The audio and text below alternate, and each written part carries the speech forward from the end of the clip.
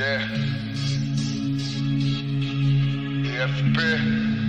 Give it up got snow for on the Thailand. king of Lethwei, the nomad. Alright. Yeah, Leduc. The champ is here. Make some noise. Un jour je suis parti à la conquête du monde. Je compte pas les armées, so j'ai jeté ma mort. You're listening to a special version of the Inside Myanmar podcast, covering the military coup and the ensuing protest movement that has developed. During this crisis, we're ramping up the production of not only podcast episodes, but also our blog and other social media platforms. So we invite you to check these out as well. All the other projects that had been in progress prior to February have since been paused indefinitely to focus entirely on this emergency. But for now, let's get into our show. Mad, you mad bro, the champ is here. On pousse au top, on amène le team, ça fait plaisir. Des champions dans notre crew, y'en a plusieurs. Du Québec en Thaïlande, on reste près du cœur. Kill le beat à coup d'elbow à la Dave Leduc. Lethwei, no glove, la vie c'est un sport de brut. Bang bang, les coups au corps te jouent à la tête. Lifestyle plus sanglant que du Muay Thai. Sacrifie jamais tes rêves de kid. A quitter never wins, a winner never quits. On fait notre chemin et on garde toujours la même équipe. FTP, DFP, you know what it is.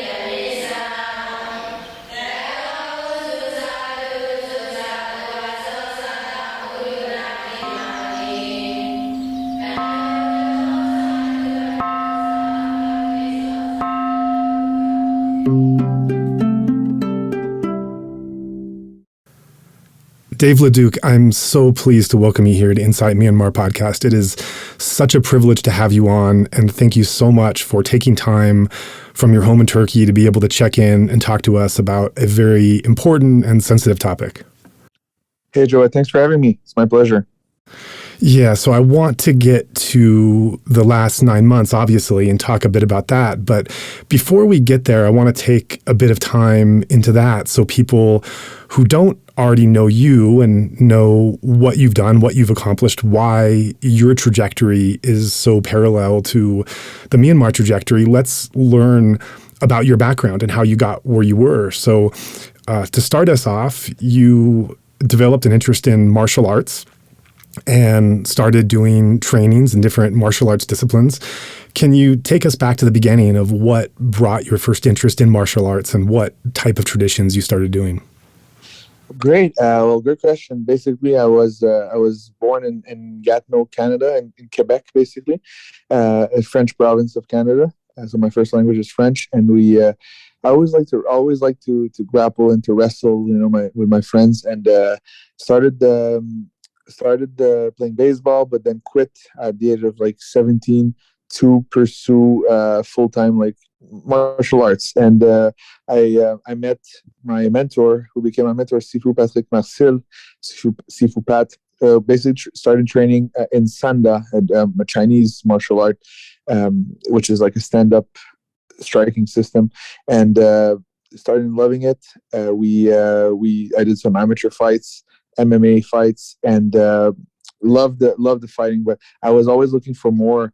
I saw one day my Sifu told me, Sifu basically is a term in Burmese, for teacher is is Saya, but in Chinese it's a Sifu, so it's basically the equivalent of Saya in Burmese language. But so my Sifu showed me some videos and of Lethwei, and also showed me a black belt magazine article about Burmese boxing, and I thought it was so interesting and so different. And I always was a black sheep in my life. I always wanted to do different because of my upbringing and my childhood. I was a bit I like to go against the grain and against the current, and I thought like everybody does doing the same thing. Everybody's doing kickboxing or Muay Thai or MMA, and I just knew that this something was pulling me towards this obscure and unknown martial art of Lethwei. And it happens that it was, I don't know what year it was, but Myanmar was either still under military dictatorship or was just beginning to leave, with entering the quote unquote democracy with Aung San Suu Kyi. So basically, it was very, very. I thought it was unattainable to go to Myanmar. I was, just a little kid from a town outside of Montreal, Canada, and I thought like, how the hell am I going to go there? I knew that I wanted to go one day, so basically started training. Like I said, did some. I knew the only thing I could do was to gain experience, and at the time, the closest thing to my dream was going to the neighboring country of Thailand because it was open. As a Canadian, you can get a 30-day visa really easy. Just show up at the airport. They give you 30 days. Unlike Myanmar, it was you had to do like a laborious process to enter, and it was not as accessible. Still to this day, prior to the military coup, when I was living in Myanmar, I barely see foreigners' faces. It's quite rare compared to Phuket, for example. So I ended up going to Phuket. Had some friends there, so it was easy. Friends are always training there, and so I went there, and it was. It was a time in my life that I was, partying and all these things. But nowadays, I don't do any of these things anymore. I don't drink. I don't do. But like at that time, I was like, I just went and explored this city. Ended up doing my first pro fight under Muay Thai rules, and I never did Muay Thai in my life. I was only doing Sanda, right? The full contact form of Jeet Kune Do. For those who don't know, Jeet Kune Do is like a traditional form of Wing Chun, modified Wing Chun by Bruce Lee. So that was my background basically, and I ended up winning my first fight under Muay Thai rules against a South Korean guy who outweighed me by 20, 30 pounds, I don't know. And that was like, okay, now I can fight. But I knew that like I need to raise my name in order to be called by the Burmese promoters. Like it's not by winning small stadium fights, that you can get to the big leagues, right? Because I knew that Lethwei was my path. And so I don't know if I continue on that trend, but basically I did a couple of trips back and forth from Canada to Thailand, and basically ended up getting called after a series of wins, which basically became my first catapult into some type of fame, I guess, was I did a fight in prison fight. So prison fight was, for those who don't know, they can look it up, but it was very controversial. It's ran by the Correctional Department of Thailand, and it offers a chance to inmates that were previously fighters that did some bad decisions, maybe like they agreed and got them into selling stuff, or even like a Lumpini fighter actually killed a man because he was looking at his, like stuff like that, like. So basically, they get a chance at second chance by fighting. And if they win enough fights, they get a sentence reduction in this crazy movie-like scenario. So I get called there along with another Canadian, Mexican, Iranian, Uzbekistan.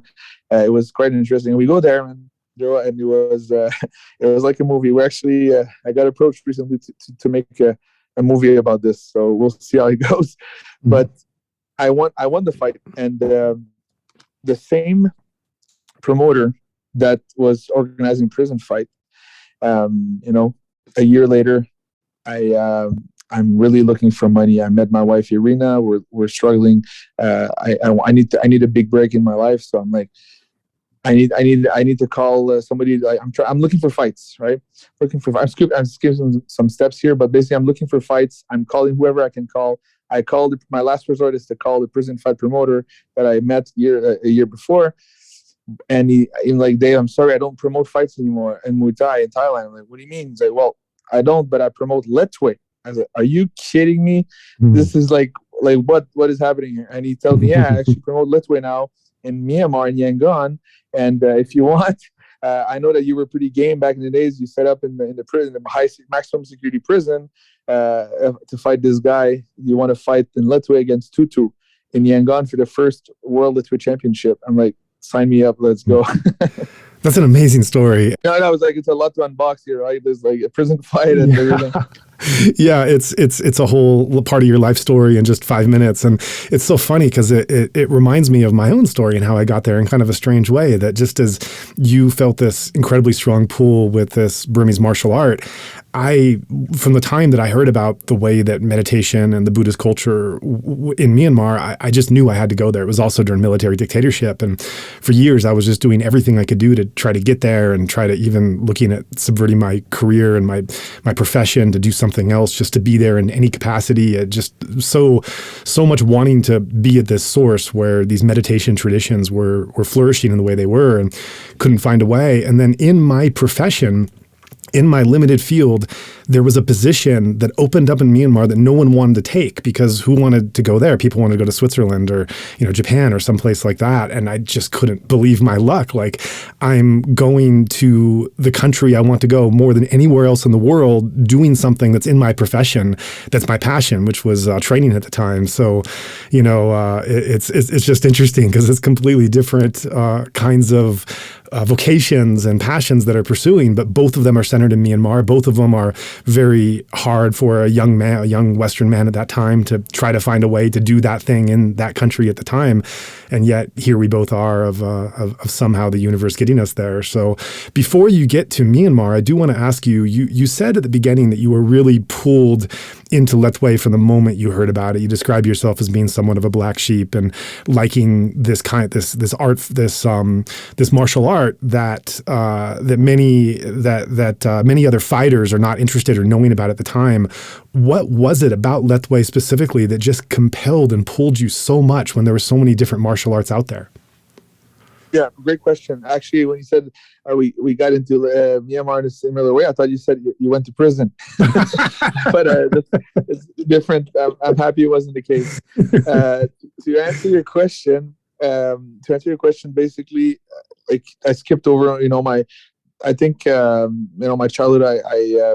I went through some things, like I got kicked out of the family house, which now I have an amazing relationship with my parents. But at the time it was very traumatizing and all these things, and I somehow but that was leading up all these years from almost getting kicked out of school. I was not a troubled child.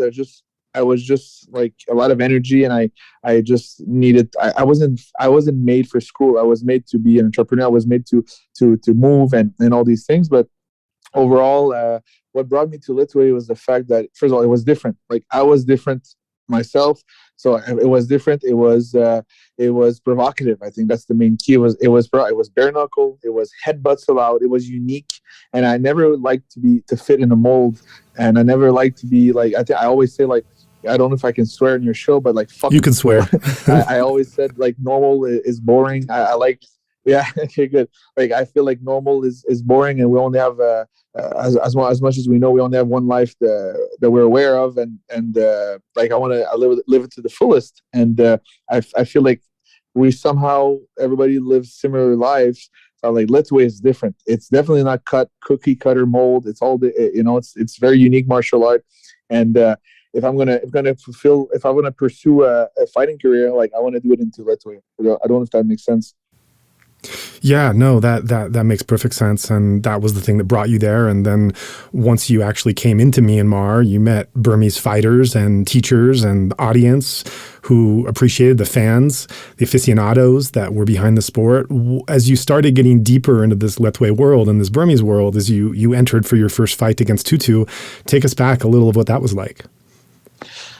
Okay, great. Well, when we first set foot, actually, it's funny. I actually went to Yangon on a visa run during my trips in Thailand. That was my first experience with Myanmar, and it was only like for a brief moment. I think it was 10 minutes in and out, got stamped and left.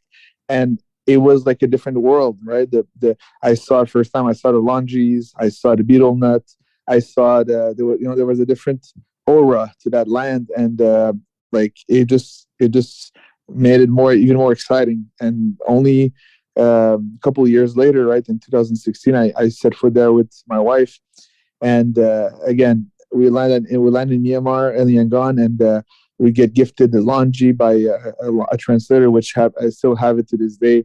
They were so welcoming and so made us feel so like at home, that right away I knew that like it was like a second home. And I don't know if I can continue on that thing, but basically I related to the people very quickly, because at home in Canada, it's not a secret that we're kind of becoming desensitized, or a bit like manhood is getting watered down a little bit. So that means there's no more lumberjacks like back in the days, and it's like mostly, I don't know, like fighting is not part of the culture anymore.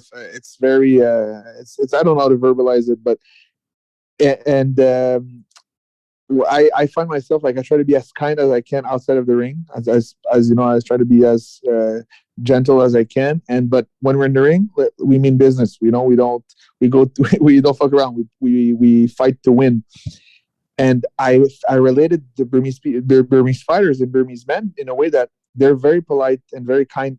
The most polite people I ever saw in my life. The most kind people I met in all my travels around the world outside of the ring. But then in the ring, they go bare knuckles, no scoring system, kill to win, headbutts allowed, and the Burmese invented Lethwei. So I felt like it's such a contrast, and that's what I like in life. I don't like neutral. I like contrast, extremism. I like I'm very passionate man, so I like the fact that it's all or nothing. And I really, that's the thing that strikes me the most. Like there's a city of contrast. You can see like a Rolex shop next to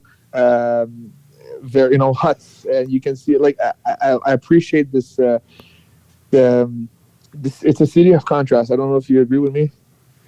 Yeah, no, definitely. And as it's been developing and changing through the transition, I think even more so. And I appreciate what you said about how there was this dichotomy between how you acted in one sphere and another sphere in Burmese with the way that the sport was practiced in the country, and that fit your personality and style to a great degree. And I'm curious, moving on more in that direction, what you have gone so deep into the practice of Lethwei, and you've also made many strong roots with Burmese people and culture.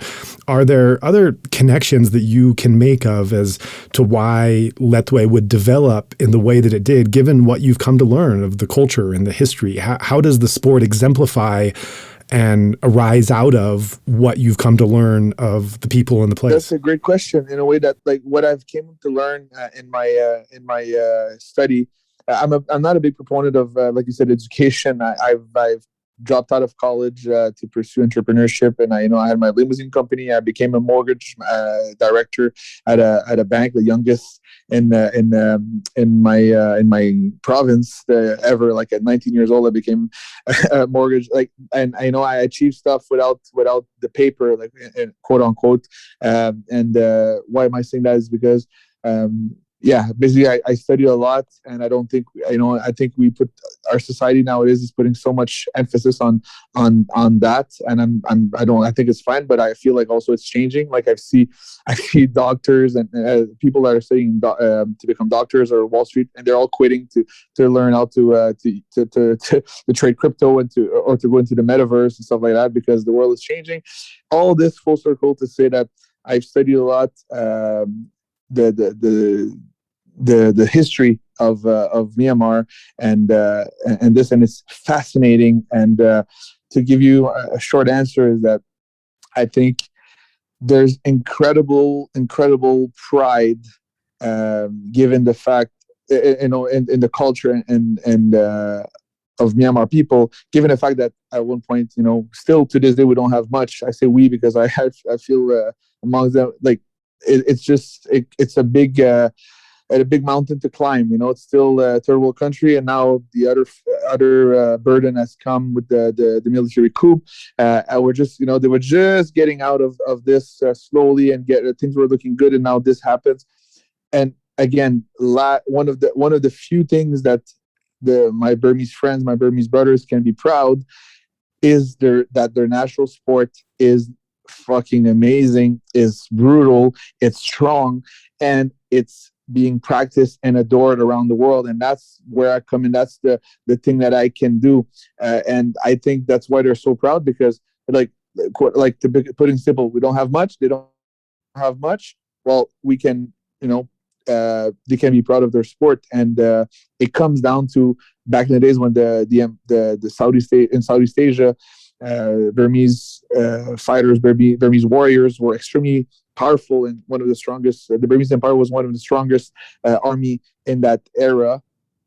And the Tongtu Empire, and at one point even destroyed the Ayutthaya, the old Siam capital in formerly known as, now it's called Thailand, but it was called Siam before. So it's just like a lot of pride in their strength. And to this day, that's something I'm very proud, is that Lethwei is the only sport that stayed true to his root. And did not water down like Muay Thai, for example. Muay Thai, they added gloves, they removed headbutts from Muay Boran, it was called before. They removed the headbutts, they added gloves, they added a scoring system, unlike Lethwei, and it's still used without gloves. They still have the headbutts, very unique, very beautiful. Still KO to win in traditional Lethwei. All these things. We even have the 2-minute injury timeout, which is completely brutal, completely crazy. I spoke about it on the Joe Rogan podcast. Like, you get 2 minutes to recover. It's insane. Nowhere in the world can you do that in order to sanction sport. But still, that makes it why they practice so much, and they're so proud. To go back, I say that's where I come in, is because I feel like the more I bring Lethwei to the world, and I'm extremely okay. I'll recap. I'm very thankful for the welcome and what the Burmese people have given to me. In fact of attention. I want to use it to a good. I want to use my position to give back, and the only thing I can do is bring as many eyes as possible to the country. And how do I do this? Is to make Lethwei popular.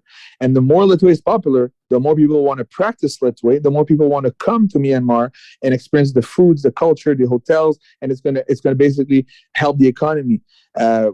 That was the plan until February this year, right? It was we're supposed to do retreats and supposed to had deals with hotels and all these things. Now everything's on hold, and it's crushing. It's crushing for what I really put Lethwei.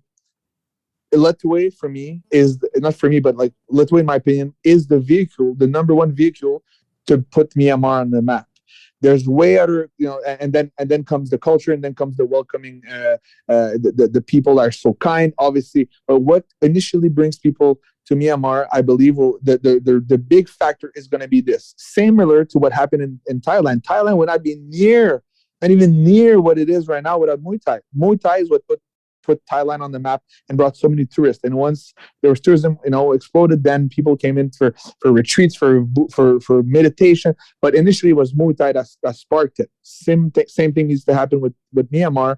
And I don't know if it makes sense, but basically, I really think this is the main focus of tourism. And I have talks with I had talks with the government, the tourism department, and they seem to agree. It's still, to this day, though, Lethwei is still perceived, and it's starting to change, but it's still perceived as a villager sport, or sport for the uneducated, because, of course, in the mentality of the old people, going back full circle on education, you're not succeeding in life, or you're not as intelligent, or you're not as social status if you're not a doctor, if you're not an engineer, if you're not a lawyer. Well, Sulin, my friend, he's the fucking champion in Lethwei. Well, he has a lot of pride, a lot of social credits, a lot of fame in Myanmar, and he can, do a lot of things with that fame. You can monetize it. You can bring it. You can do a lot of good things with that. and nowadays it's starting to change. People start to realize. I don't know, if I had an impact with this, but I feel like since 2016. Prior to that, there was not a lot of world recognition for Lethwei fighters. It was very niche, and now with the way we marketed Lethwei around the world, it's changing, and people are getting. I saw it in my own eyes. Lawyers getting private training with Burmese champions, and that was something that they told me. Yeah, it never happens. Now it's like it's cool. You train with a Lethwei champ. It's cool to train Lethwei. It's cool to practice that and to learn self-defense. So now it's changing. Yeah. So that's why I'm saying is a big answer for your question.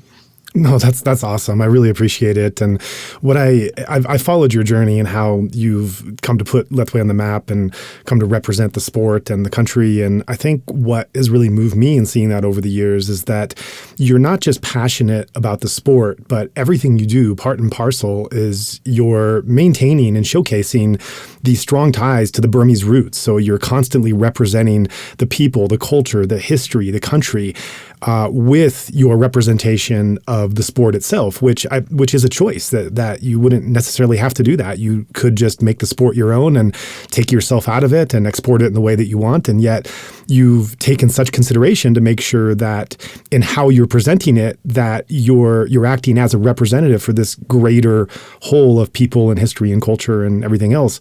Why has this been so important to you to represent it in that way?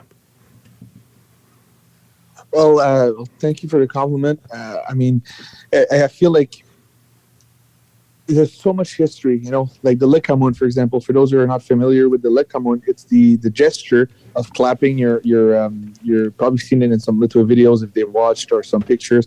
You put your arm, your elbow in the air on your chest, and then you clap your elbow with the other hand, which is a symbol of the wings of an eagle, or the roosters fighting, but they flap their wings before they go into battle, and they go before hunting.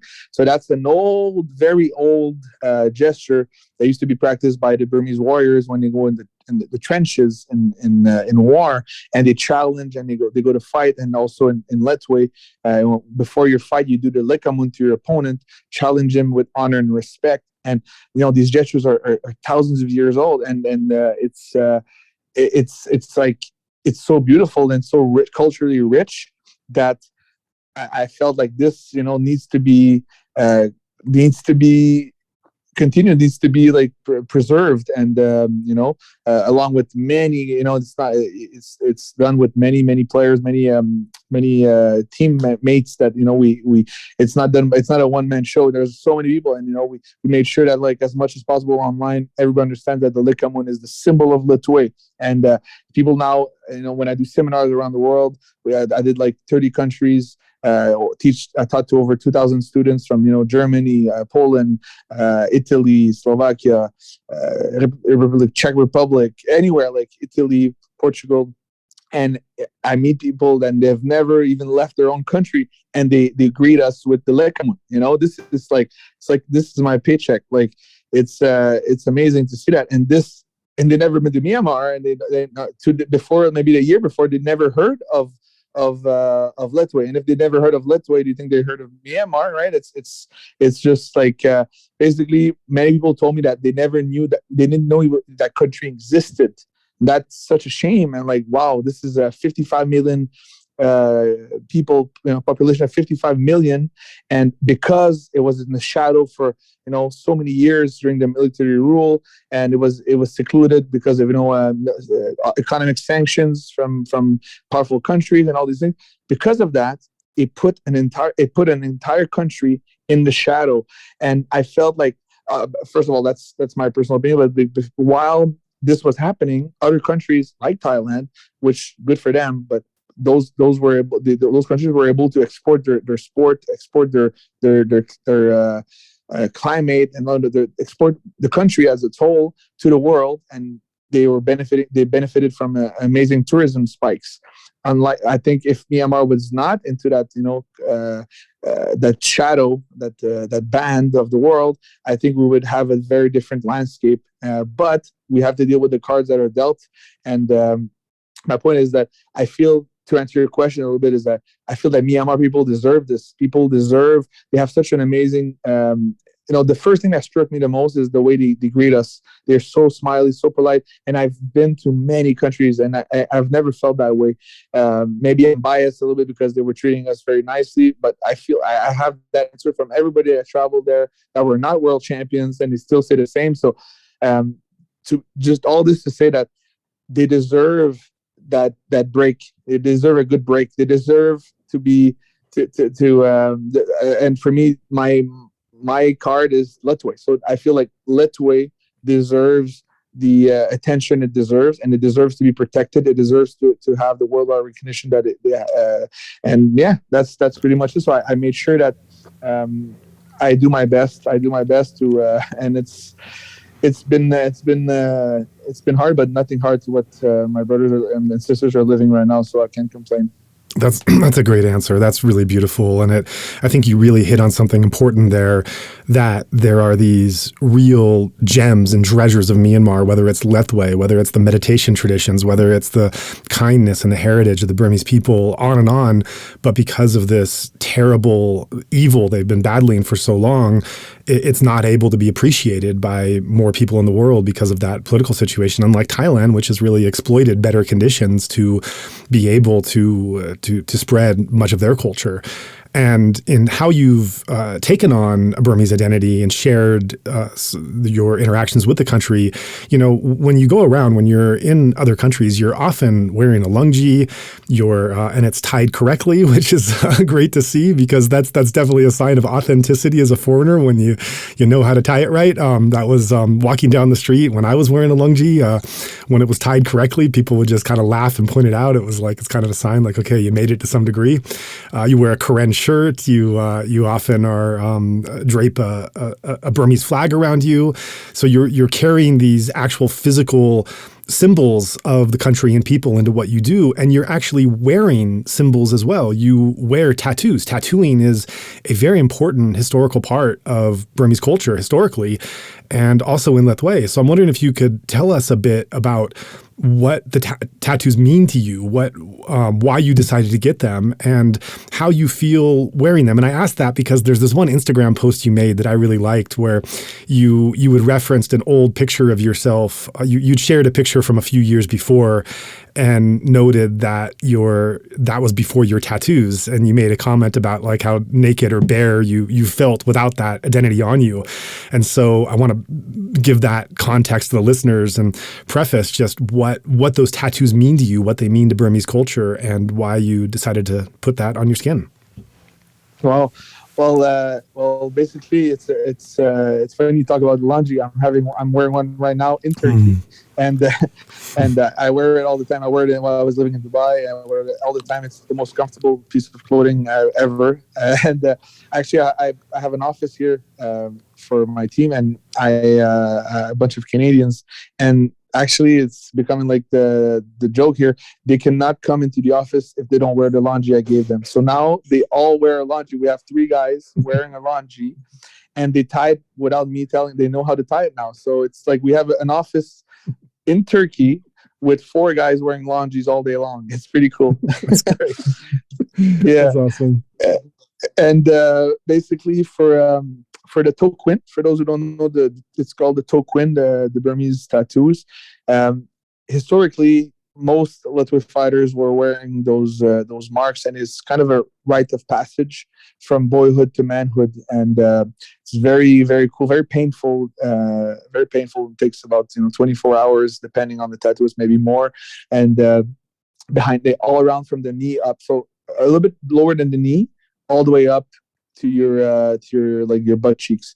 And it's basically a full tie tattoos, and it symbolizes many symbols on it, like strength, agility, balance. And actually, I first came into contact with the tattooing, the toquin, when I came in Myanmar in 2016, and I found it so badass. I thought it was so cool, and I noticed that first of all, the new generation, we're not wearing as much if I look at older pictures, that Tuti and Tate Patwin is a younger guy that had it, but there's many Lethwei fighters that were not wearing it. Some for religious reasons, like Tonton Min, my nemesis, it doesn't wear because he's a Muslim. There's many other guys. Just I think it's part also the fact that they were just opening to the world. Myanmar was just opening to the world, so their first reflex is not to go internally back to the culture. It's let's get for my friend Pota, that's is very terrible position right now. I don't know if you're aware, but he's a Lethwei fighter and MMA fighter. He's under a bomb exploded actually, so he's under military.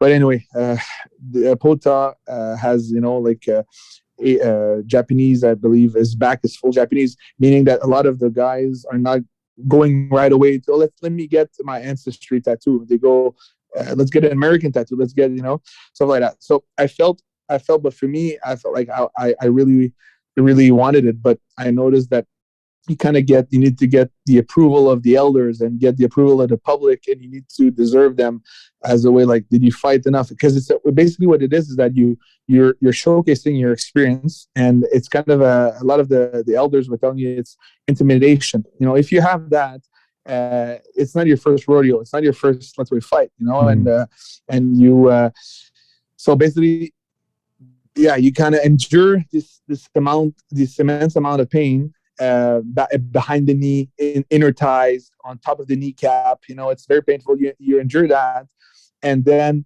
you should not show pain. What I was told, you shouldn't show pain while getting tattooed, and keep a straight face as much as possible to show that you're able to withstand the pain of in Lethwei, right? And it's a rite of passage to become a man, and. So after a couple of years, after winning the belt, defending the belt, I asked my wife, because I've seen, every fan was saying, you're having, you have the laundry, you have everything, you are a champion. It was very warm to hear. But then, we want you to have the tattoos. We wanted to have the tattoos, and everybody keep saying that for months and months and months, and they were posting pictures how you should get it. And then I was asking. The promoters, which are executive members of the Lethwei community and Lethwei fans, Lethwei world, and basically they gave me the approval, the nod of approval when I asked them, like, would that be okay? And they basically, you're ready. They said you're ready, and we made arrangements with actually it's Zaytiha. Zaytiha, he's the son, I believe, of Mr. Tiha. I don't know if you know him. He's a Burmese billionaire, and basically very involved in the community. 1 second, probably. Anyway, it doesn't really matter. But Kin Shui, maybe you know Kin Shui. He's a business tycoon in Myanmar. Anyway, he's the Zekabar. Anyway, so basically, Zay is the founder of the WLC, the World Lethwei Championship, and he hooked me up with a trusted tattoo artist that knew the symbols and that knew how to do it. And just before I go continue on this, I was at one point I was the ambassador of the sports channel for Canal Plus, which at the time they never will have more. They only had Burmese, for Burmese for TV, for culture, for entertainment, for any all the channels they had was only Burmese. So I was the only one that they selected to be the ambassador of the sports channel for Canal Plus in Myanmar, which was a big honor. And why am I saying this? Is that I did a documentary with Canal Plus. We went all across Myanmar, and I met tattoo artist, an old gentleman who was 75 years old, and he basically tattooed all his sons and all his players, because he was a coach of a Lethwei team in Mandalay, and I actually met all the guys that came in while I was interviewing him, and they all showed me they lift up their laundry, and they were all in their 50s. They lift up the laundry, and they showed me all the old tokwin they had on their legs. I have a picture too. I'll send it to you. And basically, he showed me an old machine he had. It was an artisanal electric tattoo machine. And I said, why don't you use bamboo? And he said, well, because bamboo doesn't hurt as much. I'm like, so I looked at the cameraman and I was like, what? The producer, what? So yeah, the goal is like, we want to, it needs to be more painful because it's the rite of passage, right? So I was like, oh, okay, so I'm in for a little treat here. And so we ended up doing it. It took 24 hours, a little bit more than 24 hours for both legs. And it was the most painful thing I ever had to do. I had tattoos. I had actually bamboo tattoo compared to what I did with the machine was not even near. It was not even near. So that's the thing. Basically, I wanted to get it for a long time, and I eventually the elders told me that I could get it, and I got it. And I had to actually ask my wife because she's the one that sees me naked, right? So, That's an incredible story, and that's really wonderful. And you reference how you felt because it's rite of passage, and because it shows some indication that you have made it to some degree as a master of your sport. You had to have some kind of accomplishment or standing in order to feel like you deserve the honor of what this was on your legs. And you referenced this in passing, but I want to go back to it. You did beat Tun Tun Min 2 times. You were the first foreigner, I'd assume the only foreigner at this point to ever hold what's known as the golden belt there in 2016. So now you are a foreign champion of a Burmese sport. So can you tell me a bit about how that felt and how you were received by the public?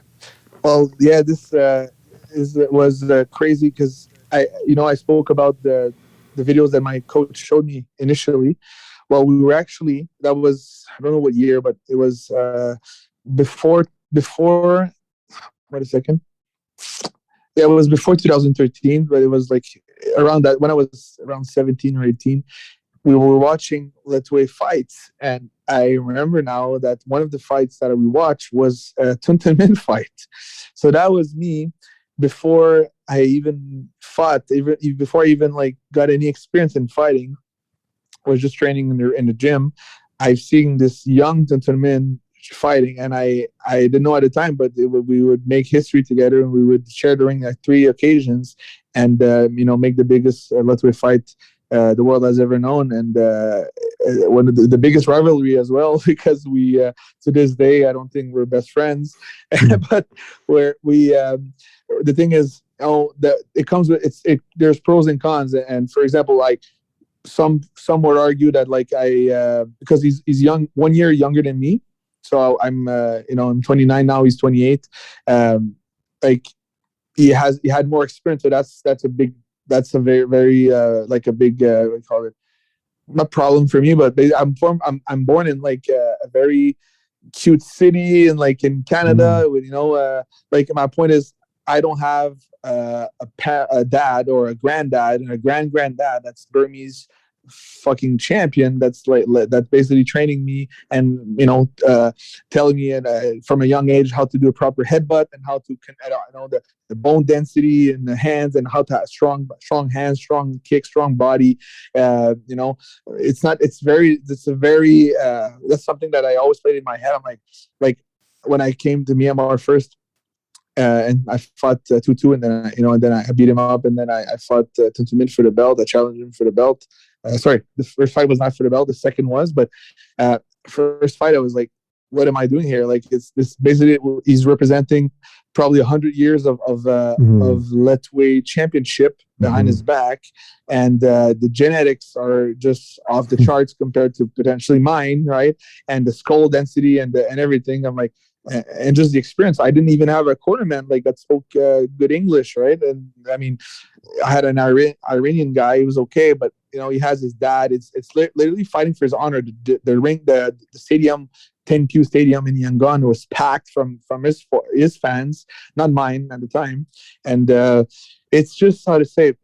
It was. I actually lost the question. What was the question? But how did that go through? But Tun Tun Min was the guy that I, even though he's younger than me, it was kind of somebody along the years when I started to learn about Lethwei and study Lethwei, until I actually, went to Myanmar, was a guy that I actually followed and I saw, and I in my head after a while, I'm like, I'm going to fight you one day, and how they went through is that I beat Tutu which Tutu was a 70-kilogram champion. That was my first ever Lethwei fight. It was a draw, but I beat him up for 5 rounds, and that was the first time the Burmese people saw, okay, he's real. He doesn't, he's there. He means business. And then the same night, Joa, night, I exit the stadium and they tell me don't leave right now because you just basically beat him up for 5 rounds. Like, let's just wait until the stadium clears. And then when we reach the buses to go back to the hotel, I see Tuntumin, and at that night he actually knocked out a Thai champion with a big side headbutt. So I come up with a decisive up draw, we call it, when you dominating draw against Tutu, his best friend, and he comes out of a win with a knockout and a headbutt. So he's feeling good. I'm feeling good, and I actually go out of my way and I shake his hand, and I know he doesn't even know one word of English, probably not even yes or no, And I go to him, and I'm like, "Good fight," and he gives me a smile, a smirk, and it stays like that. And I goes back to my hotel the same night. The promoters come in my room, and that I always remember. It's fucked up to think about it, but they give me my money and they say, "Okay, so do you want to fight in 2 months?" I said, "What's in 2 months?" Like, "Well, in October, there's another promoter that wants you to fight." I said, "Okay, cool. Who am I fighting?" He said, "Well, he wants you to fight Tuntun Min." And I just paused. I'm like, "Okay, this is real." And he said, "Yeah." I said, "Tuntun Min, 80 kilograms?" Like, "Yeah." So I knew that I don't have to cut weight. I'm already 80. So he's bigger. He's 5 kilograms bigger than Tutu.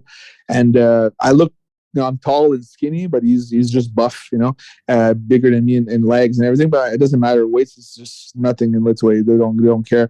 I'm like, "Yeah, let's go." And to this day, this marked our rivalry, and that's how I ended up fighting him. And the first fight was fucking intense. Like I say, I come in the ring, and I always remember. Come in the ring, and he's standing probably like his dad did, probably like his grandfather did. He's leaning on the ropes. He's leaning on the ropes, and I found it so annoying and almost insulting, like, because I'm making my entry to the ring, right? I'm making my entry, and he's just leaning there, all relaxed. Doesn't look like he's fearful at all. And I jump, I salute the crowd, and he's still not budging, not even clapping, not doing nothing, not even eye contact. And I'm like, in my head, I'm like, "Get off the rope. Like, let's show me some respect. Let's fucking fight." Right. And actually, so we ended up fighting 2 times in that year. Okay.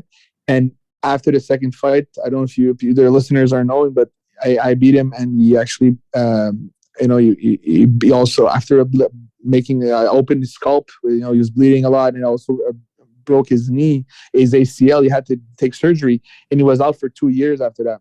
And during those 2 years, he was probably, visualizing the rematch. And when we fought again, it was the biggest fight in Lethwei history. Millions and millions, the entire country was watching. And I did his move. Because now, for the first time in history, I was in the red corner. It looks like nothing, but a foreigner always fights in the blue corner, and a Burmese always fights in the red corner. And especially if you're the champion, you're in the red corner. And of course, if there's 2 foreigners, it doesn't matter. But when it's a Burmese, it doesn't matter if he's champion or not. It doesn't matter who it is. Burmese is in the red, and the foreigner is in the blue. I know it looks stupid, but for me, I was fighting the Burmese. I was champion, and I was in the red corner. And that was the first time that a foreigner was in the red corner against the Burmese, and I was the first one to call in the ring because I'm red. Again, for me, it's so important. He came in after the 2-year hiatus, crowd screaming his name, mostly all his fans, because they bought the tickets way before, and it was supposed to be his big comeback. He was supposed to get the belt from me, right, according to the storyline, but I didn't let him happen. But he came in, and I was leaning on the ropes like he did to me in the first fight. I was leaning on the ropes, and I have goosebumps talking about it. And I was leaning in, and I didn't budge, and I'm freaking sure it played a thing in his head because I did his medicine to him, and yeah, it's very destabilizing. I don't know if it makes sense. Yeah, no, absolutely it does. And so you beat him. You went against him and beat him 3 times. And as mentioned, you are the only foreigner to date who has held the crown, who's held the golden belt. How have you been received by Burmese public being a foreign champion of their sport? Well, incredibly well. The first fight with Tutu was a bit harder because they never heard of me before, and I saw some bottles fly a little bit, and I didn't notice because I was on a high. My wife said, "Yeah, they were throwing some stuff, which is very unbecoming from Burmese fans." But we're talking Lethwei fight with 2,000 years of honor. I forgive them. It's fine, and it was a lot of that's the reason why fighting is so fun. It's a lot of energy, a lot of emotions. Otherwise, it's boring, right? And the first after that, I started my Facebook page. At the time, I think I had 5,000 followers, and it started exploding because I really genuinely cared about. I was interested in the culture, so I posted pictures with Longis. I posted picture with Mohinga. I posted pictures around Myanmar in the city, exploring the pagodas, and people were incredibly flattered, incredibly excited that I'm basically shedding a light to Myanmar, and now we reached I think 1.7 million from 5,000 fans for the first time we fought in Myanmar. So if I think it speaks for itself. Like they're very happy. That's great. And I think that's also a testament to what we were saying before, that the humility and the respect with which you hold this sport and where it comes from and the people in the country and how you're trying to bring it. I think people see that and they recognize that, and that speaks to them. And certainly on your IG profile, your Instagram, you've posted those pictures in social media through, the various encounters you've had of Burmese food. You had the wedding to your wife was a huge media event when that took place. And of course, it was done in the traditional Burmese style. And as you go around sampling these and interacting with these different aspects of Burmese culture and people, one of the things I noticed is that you do have a number of photos with monks. And you reference that there are monks that are big fans of yours. So I think that for some listening to this, especially our background, which is, now we've expanded with the coup, but traditionally it came from more of a meditative background. I think that there might be some confusion of how what has been a very nonviolent and pacifist practice of a Buddhist religion would intersect with what is an extremely violent and brutal sport, where they'd come together and how that might be counterintuitive. You kind of went into that a little bit before when you talked about the importance of the rules of the different forums and formats of when you're in this kind of place, you behave this way, but then when the game is on, then a whole different energy takes, and that's your personality has fit into this historic nature of how the Burmese portray their sport. But I'm also wondering if you can go into that a little more, especially with the monks that you've met in your interaction with monasteries, of how do you see this intersection between their life and monastic practice and background with what is just an extremely violent and brutal sport? Well, that's a very good question, actually, and I might have an answer for you. The fact is, I don't think Burmese people see the art of Lethwei the same way as people in Western world see it. And what I mean by that is that we see it as a very brutal and very, in many ways, I cannot. It's very hard to wrap my head around of being friends after a fight, after a guy. It happens some occasions, and even like in MMA, there's big rivalry. There's a lot of trash talk, and again, I'm a bit more like that because that's how I am, and I'm going to be able to say that I did it how I am. But it's not like that for Lethwei fighters. So most, actually, probably all of them, they're all friends together. They're all they have lunch and they have tea together. For example, Tutumin and Sagaman, they fought each other. Tutumin actually beat him Sagaman is a former champion, and he beat him and took the belt from him, and they're friends. And there's many Tuma Shang and Tuti, they fought, I think, and Tuma Shang and Wintun, they fought probably, I don't know, 4 times or 3 times, and they're friends together also. And I don't have that relationship with Tuntumin. Probably there's a language barrier there too, but I don't know. It's just not. And why am I saying this is that they see it as a brotherhood. I'm friends with Poke that I fought. I'm friends with that's probably the only one, because we were just respectful together. I'm friends with some foreigners that I fought, and some not. I don't know why. Basically, Tutu I'm not. Tuntumin I'm not. Also, it's just for me. It's like the fight. It's the materialization of actual, like, some kind of warfare. I don't know how to verbalize it, but my point is they don't see it like that. They see it like we're fighting, and it has nothing to do with the real life. In a way, we're friends outside the ring. We're just gonna punch each other. For me, I don't find it very friendly to punch in a face like this. So I cannot be. And why am I saying this is that the grandmothers, grandparents, child, woman, they all love Lethwei. They go in the ring. They go in the stadium. There's no alcohol served there. It's a very family oriented event.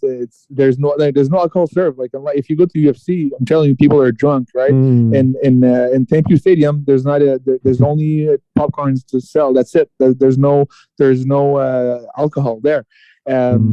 Probably obviously because we're a Buddhist country, and also part Muslim as well, and Hinduism. But still, the fact is, they see it as just like a sport. Yeah, it's just sport. It's boxing. It's Lethwei actually translated word for word for boxing. Just that happens. Their boxing is brutal. It's where it's no glove. But I don't know if that makes sense. Where they see it as a normal sport like soccer or whatever. It's just like what just happens that there's blood, and but at the end of the day, that's why, and that full circle, that's why it doesn't matter for them that it's a draw at the end. As long as you show heart and you show that you gave your all, if nobody gets knocked out at the end of a fight in the traditional Lethwei, it's declared a draw. And in many cases, in boxing or MMA, if there's a draw, it's unfulfilling and the fans are unhappy, and they're like, we want to see a winner. We want a clear winner. So that's why they have split decision and stuff like that. But in Lethwei, they don't care. You gave your all. You fought. There's blood. And then we lift our arm and you give each other a hug, and then you go drink coffee at the end together, because it was just I don't know. It's a very complicated answer to answer you. So monks, same. They don't see it as a. It's not unbecoming for a monk to like that, because it's a sport, and unlike for example, if it would be for MMA, it's more considered a bit more savage, a bit more, I don't know, but at the end of the day, Lethwei is actually savage. So I think it's just. Fuck, it's a long question. It's a long answer, but maybe you can help me here. What's your impression? No, that's really great. And when you were talking that, more than anything, it reminded me of Chinlone, if you know the another traditional sport. And there's another Canadian. I don't know if you know, but there's a Canadian master of Chinlone that made a documentary called The Mystic Ball about 15 years ago or so, where he explores his passion in becoming a master of Chinlone. And one of the things that stands out I really recommend that documentary. It's one of the most amazing media I've seen on Myanmar and his exploration of the sport. And he goes deep into the history of the role it had in Burmese culture and such. But one of the things he talks about in there that really reminds me of what you're saying is that he tries to he tries to contextualize where Chinlone is with the understanding of Western forms of our mediums. And he says, it's partly a sport, it's partly a dance, it's partly a cultural event. It's all these things thrown in together. And so even though there certainly are in Chinlone, there's different kinds of games they play, and there are some games where there are clear winners, and there's a lot of stakes that go into who those winners are. He also references how the winners are not held with the same kind of champion quality as you would find in similar sports in Western context. And they've actually tried to bring some version of Chinlone in the Olympics. And it's quite hard just because it's not they hold it in a different way than you find sports in other countries. And first and foremost is doing it the right way. That is one of the most important parts of really honoring a proper Chinlone player. Is there are certain ways that you play and that you become a part of the team that are considered more just more honorable, more noble, more understanding the roots of what you're doing. And his own journey into Chinlone was first wanting to be like a master of it and just spending hours and hours and hours practicing by himself and learning all the skills and all the moves. And then as he got deeper into it, he realized that this was a team sport, and it was almost like a team spirit of all the players embodying one being that were completely connected and interconnected with each other, where they transcended what the sport even was. And to do that, it's not about just pure skill or winning. It's about tapping into something more. I'm kind of going off a little bit on Chinlone here. It's a very interesting documentary, but what it reminds me of what you're saying is just that it's a quasi sport that's held in a somewhat different way, where there are champions and those champions do matter somewhat, but there's also this deeper sense of doing things the right way and being even an artist and improvising while yet holding on to old traditions that people will really honor. And that's beyond the metrics of being able to assign scores or champions or things like that. And Chinlone's obviously as opposite as Lethwei as can be, because there's no violence in Chinlone. You're just balancing a ball on your foot, but and doing different moves.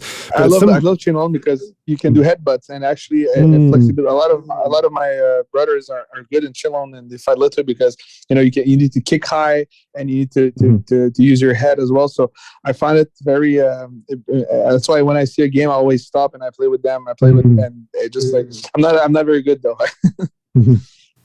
Yeah, and going further on this topic, these contrasts that one might not expect and are counterintuitive. I also understand that you are vegan. You're strictly vegan, and it's not just a diet, but it's also a philosophy and an outlook on life. So can you share a bit about how you came to that?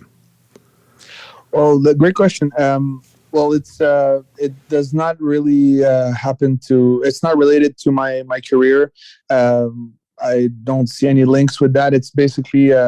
Well, probably we can say it did, because it gave me the fact that I was champion, and the fact that gave me a certain flexibility in life. The Lethwei made me travel the world, made me realize that some things that modern society put into actually what modern society makes us put in our bodies and puts in our head is futile and actually somewhat detrimental in many cases. So I basically that's because of Lethwei. Because I became champion, I was able to have more freedom. My wife I retired when I became champion. I said, okay, if you don't have to work if you don't want, and obviously she doesn't want. So we had a lot of time to talk and to explore philosophies. But I was actually making fun of veganism. I was saying at one point, one girl, I think she climbed Mount Everest, and she said, I want to do it because I want to show that vegans can do anything. And she ended up dying, I think, from an accident. And I said, I was there's always 3 steps to truth in life. The first one is violent opposition. Then the second one is ridicule. And the third one is acceptance. And you come to the truth. And I was in the violent opposition or ridicule, whatever. And I was like, haha, you see? She died. Well, if you look on Wikipedia, the amount of people that died, they're all meat eaters. They're all carnists. They're all omnivores. So it was a bullshit thing. But my point is, over the years I started, I have a deep distaste and a deep position against, mainstream media and. Most governments in a way that first of all, they tell us many things that is not healthy for us, or even in the US, they allow certain chemicals that are poisonous and all these things. And I'm like, they don't know what's best for us. They don't even know what's best for them. So it's that you really asked me a question that's very. I'm an activist now. I'm very passionate about this. I'm actually building a podcast. I'm actually in Turkey. I'm buying 100 acres of land to build a sanctuary for animals, and I also live there sustainably with the solar panels, batteries, Tesla batteries to store that energy, grow my own food. I'm very. My only focus is to build that sanctuary. So you touched on a very sensible subject. But basically, there's many studies that dairy products are linked to in men, prostate cancer in men.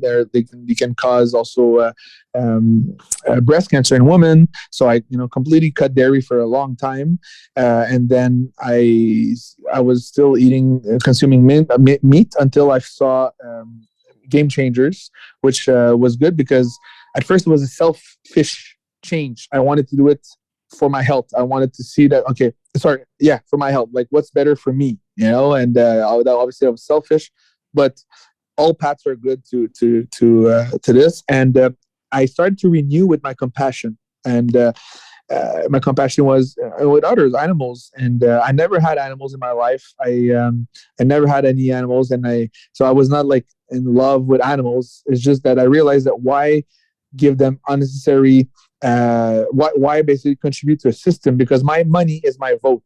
So I'm voting I don't slit the throat of a cow myself. I don't put a bolt gun into the pig. I don't gas chamber them. I don't rape a cow to impregnate her. I don't steal a calf so we can drink the milk, because if we drink the milk, that means the calf didn't drink it. I don't do all these things. I pay somebody with my money. All these years, for 30 years, I paid somebody to do it. So I feel it was completely hypocrite. Like, and we when there was a fire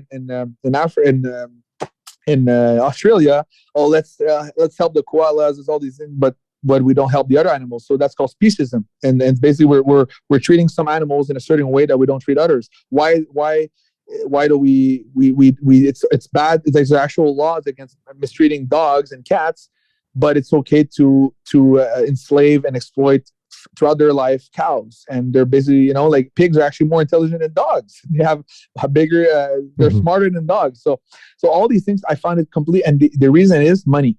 They don't want us to know that. They want because there's too much money. They're subsidizing all these industries, and it's like basically modern day enslavement. Like back in the days, it was blacks and Irish and whatever who was enslaved. It's cheap labor. You don't have to pay a cow. You impregnate her many times. They live until they're 20 years old usually, but now they die and they collapse at 7 because they're just fucking dead. And then we eat that, and again, if you're into meditation and we are what you eat and positive energy, well, most people, you eat a tired and sick and sad cow or milk, because the milk, even in India, same thing. People think that they treat cows well in India. No, they actually put peppers down their eyes so they don't sit down. They kill the calf. They put some stuff inside the skin of the calf. They put some wooden legs, and they sit it next to the cow. So the cow's hormones thinks that the calf is next to her, so she can continue to produce milk while they made veal parmigiana with the calf. So it's just an illusion of and it's all these things that's happening in the world, but they don't show it because it's money. And that's the ethical reason. But there's obviously the health reason. Like it's not needed, and it's not needed for health. It's not needed for anything, and it's carcinogenic in many ways. So it's just that's why I came up to this. And I'm like, I'm not even an animal. I never had domestic animals, but like I'm very adamant that if somebody claims to be an animal lover and eats meat, it's hypocrisy. You cannot love animals and eat meat. It's completely asinine. And you can debate me on that. Anybody can debate me on that, and they're going to be able to debate me on that on my show as well one day. I'm going to do like the Atheist podcast, basically receive people, but instead of debating religion, I'm going to debate veganism. I just wanted to add, I think that's a brilliant argument. I've said that as well, that you cannot claim to be an animal lover if you eat meat. It's just simply not possible. Are you vegan? I'm vegetarian. Okay. Why do you consume dairy? it's very cruel. If we talk long enough, you can probably convince me of that. Well, basically, it's good. I applaud you for at least removing all this. So you don't eat chicken, red meat, all these things. So I actually grew up vegetarian. My parents were just kind of alternative, so I didn't really have a lot of meat growing up. And when I felt somewhat of a lack of it, just because when you're a kid, you just want to be like other people, and seeing like the kind of weird vegetarian things that we're eating, we can never go to McDonald's or some of these other places. It just felt like I was missing out. And so then as I grew up, I would have meat, but I couldn't digest like lots of meat because I didn't grow up with it. But so I would just have it occasionally, or I wouldn't have, I think once I tried to order a steak and I just couldn't even digest it because I didn't even know how to eat it. But I did enjoy it for several years. And then it was meditation that brought me back. I was doing meditation, and the meditation center was vegetarian, which was totally fine. I never had any issue going vegetarian for days or weeks because that was how I was raised, and never disliked it. Just kind of grew on a taste of enjoying meat and fish when I could. And when I was at the meditation center eating vegetarian food, I would think, okay, well, I'm going to go back into the world, and this favorite like meat or fish dish that I have, I can't wait to eat that because I don't get that here. And then I would go and eat it, and I had these really strange experiences of because my mind had been so much into more of the subtle reality and the meditation practice that I was doing at the time, that I was so sensitive. I was just so sensitive to everything that I was putting in my body, everything I was doing, every interaction. And when I would put the meat into my mouth or the fish into my mouth, it was just such a bizarre thing. And I couldn't get away from the fact that I am eating the flesh of a being that did not want to die. And whatever I tell myself about the taste of what this is, or the craving, and then it would go into my meditation practice of observing the craving, observing the story, observing the kind of the general sense. But with meditation, you get to the core of that subtle actual reality. And I just could not escape the fact that I was, no matter what I said about the taste, this was the truth. And at the meditation center, I'm so focused on my own practice, but then also on wishing for the happiness and well-being of others, because that's also a part of what you're doing. And so sometimes I would just be sitting outside having a cup of tea, and I would notice, a stream of ants, and I would just try to put my feet in a place that didn't really impact the ants. And I'd never done that before. I didn't go around killing insects, but I also didn't really going around thinking of their welfare. But because my mind was getting so subtle, I was like, oh, these ants, why would I want to harm them? They're just trying to live out their existence like I'm trying to live out mine. And what do I need to do to cause them any harm? When I would remember where they were in a certain place outside, I could be walking, doing something else, and I would start to be attentive. Oh, okay, the ants were here. I want to make sure to step over there just so there's no need to go out to harm them. On the other hand, sorry, continue. Yeah, just to put a bow in it. So then I have that mentality, and then I go out of the meditation center into a restaurant, and I'm eating a much more intelligent species of animal or fish. And I'm just like, what is going on here? Like, how can I live a life where I'm so concerned about not harming these ants that are here and trying to take precautions so that I don't crush them? And then I'm going and having a being of much higher consciousness and enjoying that. Like, this doesn't, I have to choose what I'm going to do. So I never actually chose to become a vegetarian again, I say, because I was raised vegetarian. I just decided I can't do this for now. And people would sometimes ask, oh, are you vegetarian now? And for years I would say, oh no, I'm not vegetarian. I just don't want to eat meat. And after like 2 or 3 years, I was just like, you know what? I don't think I'm ever going to eat meat again. So I never put the label on. I simply couldn't, I couldn't make the decision to go and eat meat again. And at this point probably will never do again. Yeah, well, that's great, and I see that it comes from a place of compassion and care for the welfare. If I may, like about the fact that, and again, that's really it has to do with meditation and all these things, and philosophy of life and positive energy. So it's really, and that's a big part of my life. The fact. I think we shouldn't label people about or animals or beings according to because a certain level of consciousness, it's okay, because then what is okay then, so I feel like it's just as much as we can avoid, because the veganism, what it is, people that don't know, it's avoid cruelty as much as practically possible. avoid cruelty around you as much as practically possible. So it doesn't matter if it's an ant, it doesn't matter if it's a dog, it doesn't matter if it's an handicapped person. If the person handicapped person, there's people, humans that are less conscious than dogs. So should I kill them because they're less conscious than or less conscious than ant? If somebody's in a coma, does that give me the right to kill her? So my point, I think, is just as much as practically possible, I want to avoid cruelty. And in that line of thought, we live a much more positive life, a bit like Leo Tolstoy, who's actually is a Russian philosopher, which I actually don't completely like because he was a vegetarian. He was not vegan, but he said, as long as there's going to be slaughterhouses, there will be battlefields. Well, people that are listening to this right now, if they're consuming dairy and if they're involved in it, if they're vegetarian and they're consuming dairy or even eggs, they are contributing directly or indirectly to slaughterhouses around the world. So I think that basically veganism is the beginning, is the base of human bettering. Because we talk about, I don't want to eat meat because it's basically we're contributing to the anti-welfare of an animal. Well, if we look at, I don't know where you take your drink, your cheese, your kefir or your milk or whatever, your cream, but the fact is, even if it comes from a local, actually local is it's a bad idea because there's local rape, there's local bad things everywhere. It's not because something is local that it's good, right? There's local bad things everywhere because most slaughterhouses that are around the world or most farm around the world that are bad, and I have activists that went there they're local to some people. So I eat my milk from a local place. Well, it's bad. Well, it's still local. My point is, basically, most farms, at the end, basically the dairy industry is the murder industry. The dairy industry is the meat industry. So it's the same thing. So you don't eat meat, but you're basically, at the end of the day, where we consume, they're artificially breeding a cow, they're impregnating her, and they're enslaving her and repeating that process for many years. Even in a loving and grass-fed place, you have to impregnate cows in order to make milk. And that's something I didn't know for part of my life. For 29 years of my life, I didn't know. I thought that cows produce milk. No, they have to be pregnant like a woman, right. And then once they're pregnant, a calf is a small animal that needs to drink a lot of milk because it's a small animal that becomes half a ton. So it drinks a lot.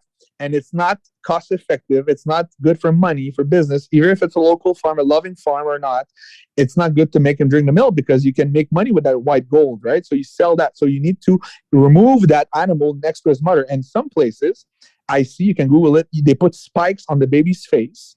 That's not very meditation. That's not very nice, right? That's not very loving. Put spikes on the baby's face. And over time, every time he comes to go to the titty, he spikes his mother. And the mother eventually kicks him and is like, don't come near me. You're hurting me with your spikes on your face. So they put that. And the reason why they even allow him to go close to him is because it's good for the hormones. The having the baby next to her makes her produce more milk. So the point is, and at the end, after being impregnated for 5 to 7 years, they're supposed to live until 20. They usually their production lowers. That's also for loving farms. They're lower, and they're sent to the slaughterhouse or eaten by the people. So it's completely disgusting, completely unethical.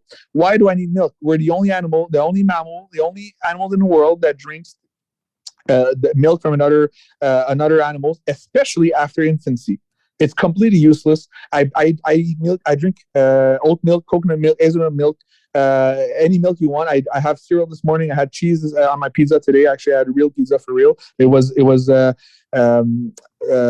oat milk cheese, and it's cashew milk. Sorry, I have ice cream as well with cashew milk. Completely amazing without cruelty, and I don't have to contribute to this. So for me, the dairy is first of all, it's the easiest thing to cut off. After that, it's meat for most people because I was raised and you eat meat to be a man. You need meat to be a good fighter, especially for a Lethwei fighter, right? So you already did the hardest part, the meat. I feel people listening at home, like the easiest thing to cut is dairy because it's the most useless thing we can eat. Actually, it's caused cancer, linked to cancer. In fact, myself, our Harvard study said that it's linked to prostate cancer and breast cancer. But you know what? The American Breast Cancer Association, they actually still give recipes with dairy when they know Danone is actually the sponsor of the American Breast Cancer Association. Danone, and there's study out there that says it's linked to cancer for women. So when it's complete. The world is sick. The word is disgusting. They don't they and the reason for this, they want us to get us sick because of they make more money selling us potentially pills. If you have a guy, for example, my cousin, I don't know, and he eats meat, drinks milk, because I used to be the biggest milk drinker and ice cream in the world. Like nobody would beat me. I drink a tub of ice. I eat a tub of ice cream a day. Haagen-Dazs was my go-to every fucking day. And if I eat this and then I don't exercise as much and I don't meditate and I have a bad relationship with my people, what happens? I get depression, I get a headache, I need pills, I need this, I need a blood thinner, I need all this. So yeah, I don't know if people listening are what they like the most, but they can choose either for their health.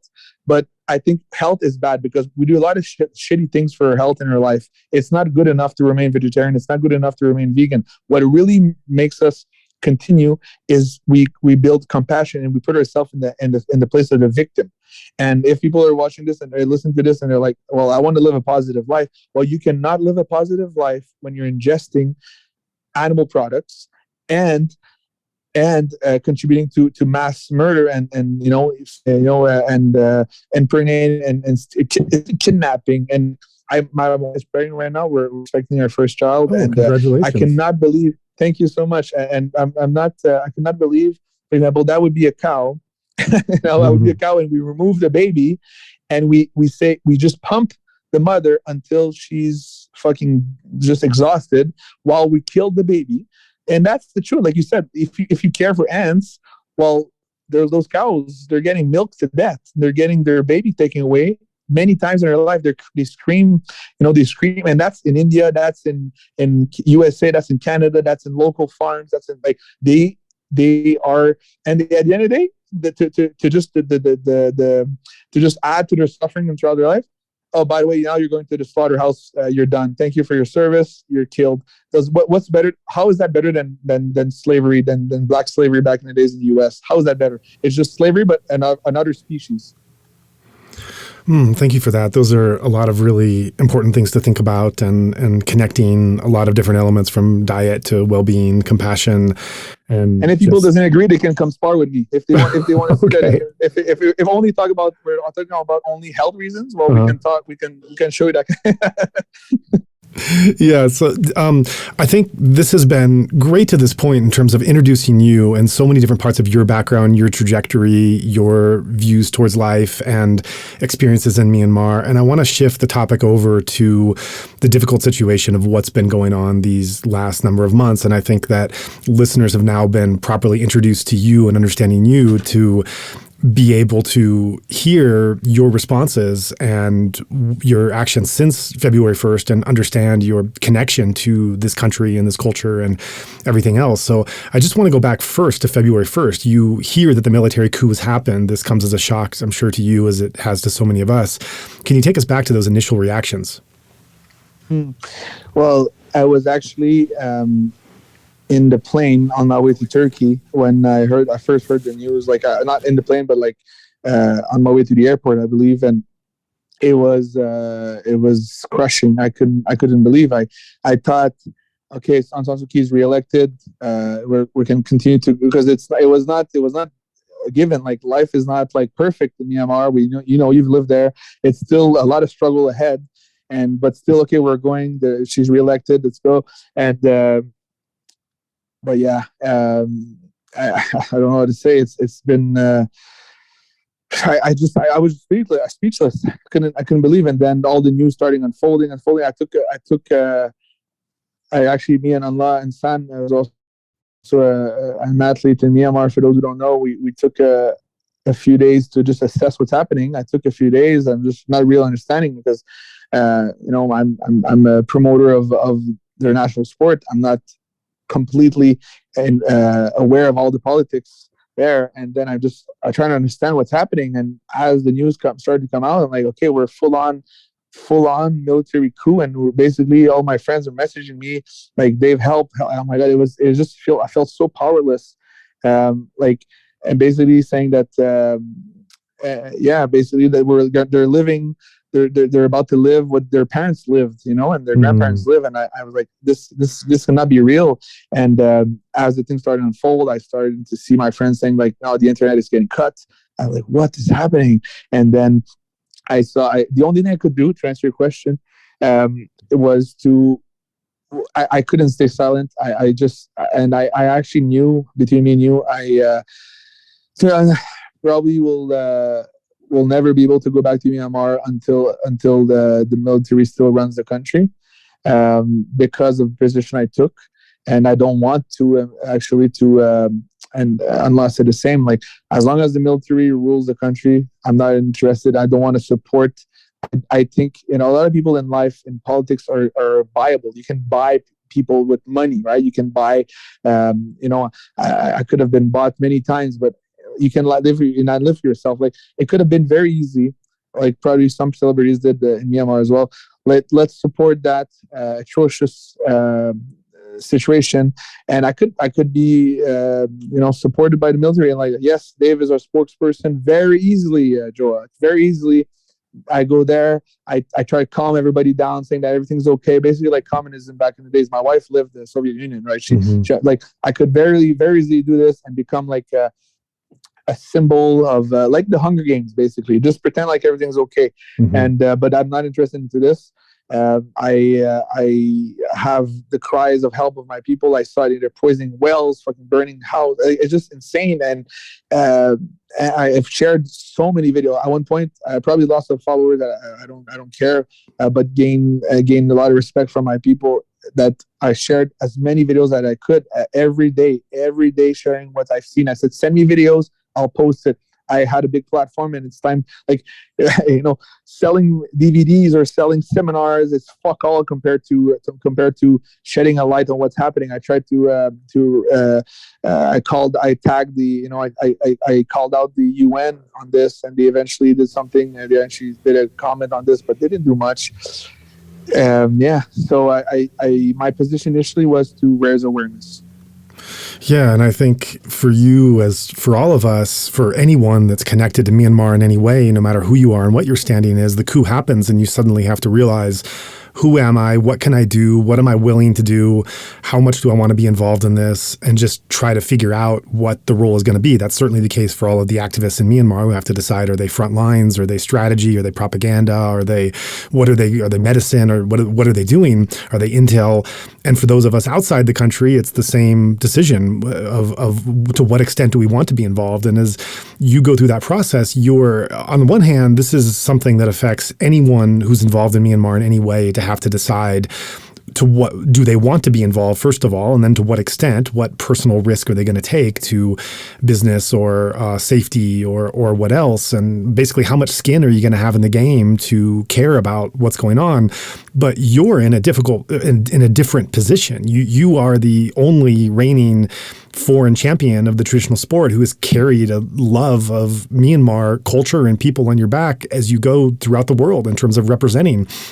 So, and because Myanmar is a closed country, it doesn't have too many champions. And I don't mean champion in the sense of Lethwei. I mean, if you look at some of the other Southeast Asian countries, or even Japan or Korea or Thailand, whether you're talking about cuisine or spirituality or sport or whatever it is, because of those countries have been open, you have certain kinds of Western ambassadors who have gone and trained in those fields and then accurately represent a kind of westernized, contextual understanding of that traditional sport. And so as you've said so eloquently during this interview, they've been able to carry whatever medium that is and then bring people to the love and interest of that culture. Myanmar doesn't have a whole lot of representatives, whether you're talking about food or sport or meditation or what else, because of the closed nature. You're one of really the few in that number of the last, I don't know how many years, 50, 100 years, whatever it is.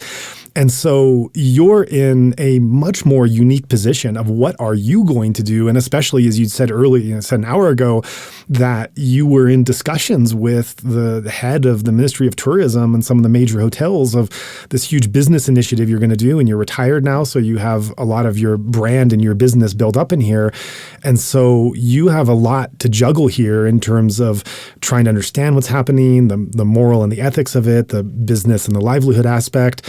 So so even though you didn't have a personal safety issue as those in Myanmar now do, if they're going to be involved of the violence that can happen with them, it is a livelihood issue. So how much was that a consideration for you in deciding what you wanted to do with your voice and platform? Great question. Well, it was crushing because I really want to go back. I really want to go back, and but sometimes you have to do what's good, not what feels. You have to do what's right, not what feels good. And what would have felt good was, well, that's also debatable. What feels good is pretend and get paid or whatever, get bought up. But what is right is fight, and I can't go in my wife right now, we're expecting a baby. We can't go on the front line. Maybe a younger Dave with no responsibilities would probably be in the KN Army right now. But I actually probably have more pull right now to get where's awareness, bring donations around the world and all these things. But it's I knew that by speaking out, I was basically putting a stick in my wheels, right? I was basically shutting myself in the foot, like we say, in a way that that potentially, like I actually said in my life, like maybe I won't be able to go to Myanmar for the next 30 years. Maybe, I don't know. And this is, I still can grow Lethwei. I still can grow, and so be it. So be it. At least I'm going to be able to say that I did something. That was my reasoning. At least I'm going to be able to say I spoke out. And like, even if it's me fighting in the US, because I fight in Wyoming, I fight in Japan. Like, even if like Myanmar reopens and they accept tourism, and I do my job outside of Myanmar, it's a heartbreak because I want to go back and play Chinlo with the boys and all these things. But like, if I can't, I can't. Like, I'm like, we'll see how the thing goes. I still have high hopes, but yeah, and I think that's a question that many people had on all sides of this, is what they were willing to sacrifice and at different points. And I spoke to so many people and so many different backgrounds that were going through, in the early days, were going through that kind of inner negotiation. Maybe I can just do more good if I just lay low or don't use my platform this way or just try to talk to the right people. And one by one, all of them just reached a tipping point where they just realized this was and of course I went through that as well. I have 15 years in Myanmar. I've been involved in so many different capacities and have so many deep connections there. And I was there before when it was the military coup, when it was the military dictatorship before the transition. So I know very well what it was like living there and how tense it was. And so there is a question of like, what do I want to put on the table? What do I want to put on the line? But eventually you just see this Generation Z, they are risking everything. They are not holding back a single thing for what they are willing to represent. And you just think, like, if I am in a place of safety and I'm thinking about the risks that I have to whatever kind of stability and my connections there, it's like, how can I possibly look at myself in the mirror? What hypocrisy to think that I'm holding a little something under the table or just being a little careful in this regard or having this kind of plan B when no one has those options of plan B. I mean, my American passport is my plan B. And so it was, and so once I, it's a no-brainer. Yeah. Once I realized that, it was just like, if they are choosing this as their last battle, then I need to give everything they're giving if I'm really standing with them and not having some contingency plan of like, well, if the military does win, I want to be in good graces and to be able to, Exactly. So, moving on with this, I want to talk about the role of violence. We've touched upon this a little bit in the Lethwei sport and martial arts, but looking at it now in the current situation, as someone as yourself who's no stranger to using violence in a contained way within a sport with these agreed upon rules and guidelines, but in daily life you're unfailingly polite and humble. You've made this distinction between how it plays out in your own life, but in Myanmar right now, violence violence is just spilling onto the nation. No one is safe, from babies to the elderly to those on the street, those who are hiding in their own homes, those who are involved, those who are not involved.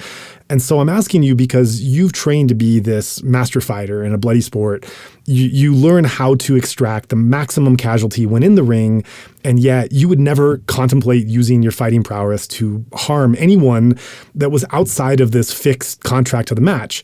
If you did that, it would just be brutality. You'd just be a bully, and you're not that kind of person. So from the standpoint of someone who is skilled in violence, and yet you know how to moderate your own use and place and opponent of it, how has it been to watch this kind of unchecked violence in the military play out?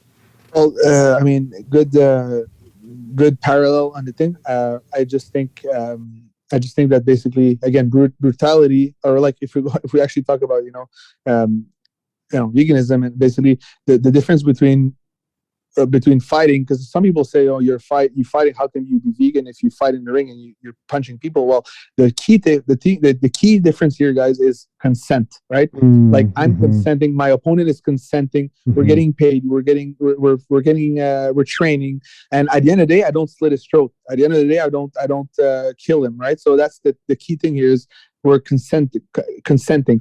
Well, it's two different things when we're talking about, like, again, warfare or this.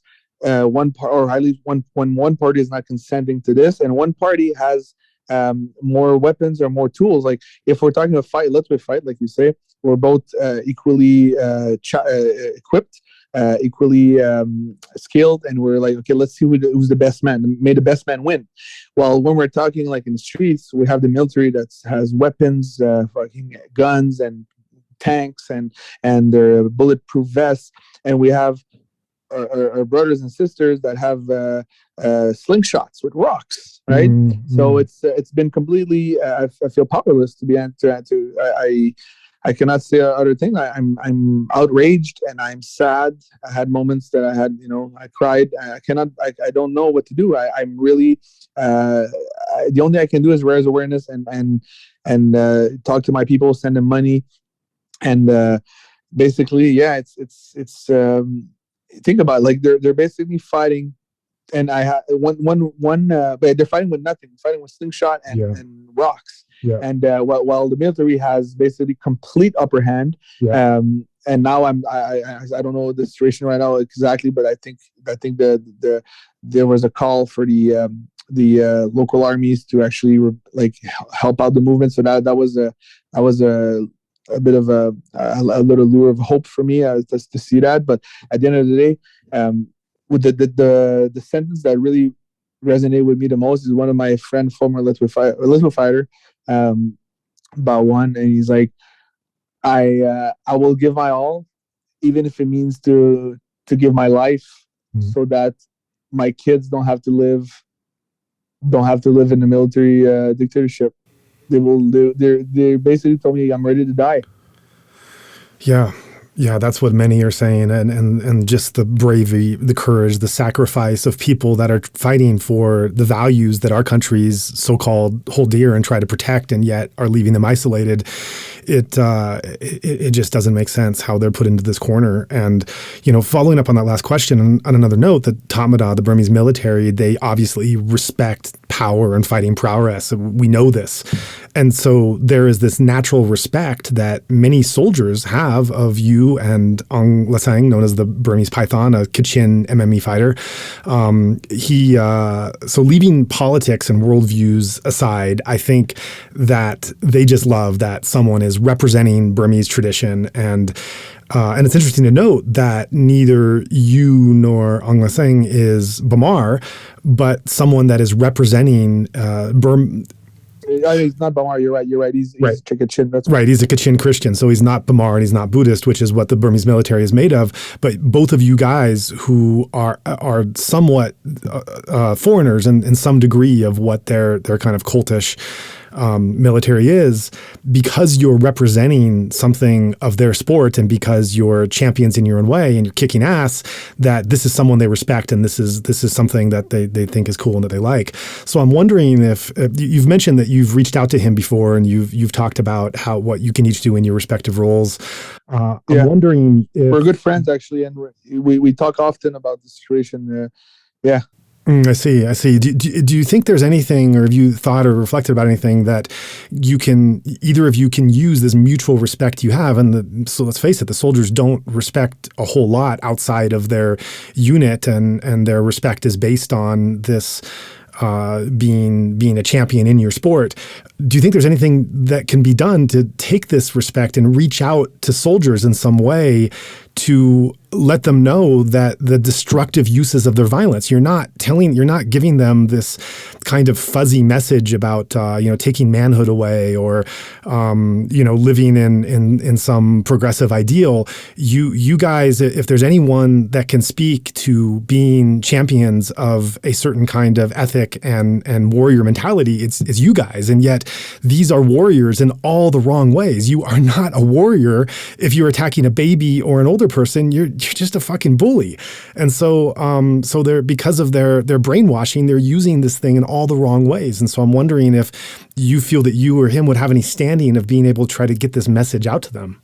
Well, great question. I see a lot of parallel with what's happened in the past, even with in the German, the Nazi. There was some kind of brainwashing, but it's deeper than that. The fact is, their livelihood was at stake, and they were getting paid, and they were basically brainwashed. Yes, but some people, and probably more than we think, knew that wasn't good, but they just had to do it. And I can even put a parallel to what's happening right now in some countries.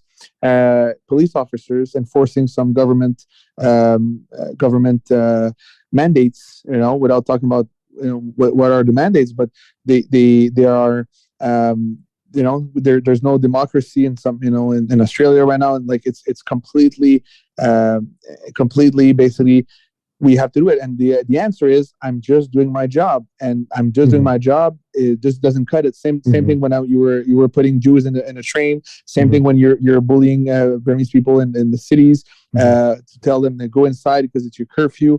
It's the same thing. Just doing your job, and then if you try to appeal to these people, I know police officers. I know a lot of people, and they just I'm just doing my job, and what if I don't do my job, and if I just revolt, right? What we're saying is basically, guys, realize that what you're doing is wrong, and if they do, well, they're 1 out of 10 or 1 out of 100 or 5 out of 20 in the group, while the other ones, they know that if they rebel, they go either to prison. The Burmese, if they rebel against their police chief or the army, they're going to get in prison, and maybe they will never see their family again. They will lose the money, so their families, their daughters are done. They lose their house, and they just basically lose their livelihood. And the only thing they can do is do their job. And actually, the way the human brain is, while doing your job, you become so enamored and so drunk on power that we see some crazy thing. We see some people beat up people for no reason, and it's just ugly. The Stanford experiment. I don't know if you're aware of with that. The Stanford experiment, the prison and guard experiment. It's that was pretty legendary, saying that you put people in a position of power, and a very short amount of time, they overuse that power, and that was the prison guards. And students were told to be prison guards. Anyway, just to say that I tried, and I'm going to continue to try. I posted videos, and I'm just, for me, the way I get a wake up sometimes is when my wife tells me very, very directly, I don't like to put by many this is wrong, right? So I posted pictures and videos of police officers assaulting citizens for no reason and abusing or hitting them with sticks, and in the hopes that it would wake them up and shit, I don't like what I'm seeing. I don't want to be like that. And probably woke up a lot of people, a lot of them, but there's this mass effect. There's this group effect, right? I don't know if you know what I mean. There's this group effect of even if you wake some up, there's not enough of them to reverse the wave, because on the back door, there's some guys with machine guns and the power to put you in jail forever. So what do you do? Yeah, and I think that you definitely hit upon the fact that a lot of these soldiers are also trapped in pretty terrible conditions in terms of what they're expected to do, how difficult it is to get out. That being said, there are some very active defection campaigns that are going on, and those defection campaigns are they are doing brilliant strategies across the country to be able to talk to thousands of soldiers directly through access of their phones and their messaging. They're talking to their wives. The wives often have an outsized role in being able to convince the soldier to defect.